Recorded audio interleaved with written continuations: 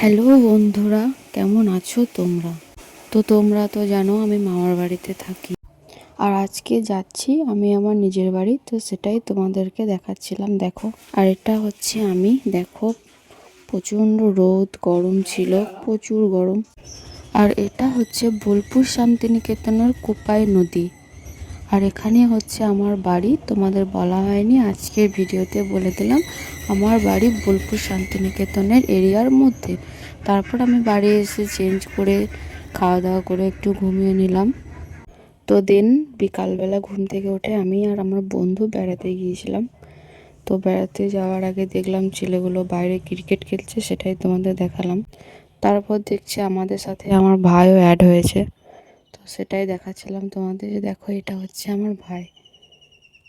তারপর বেড়াতে বেড়াতে অনেকটা সন্ধে লেগে গিয়েছিল, তো তার জন্য বাড়ি আসার জন্য দাঁড়িয়েছিলাম। আর ওখানে আমার ভাইরা সবাই ছিল, কারণ আমি একা ছিলাম বলে।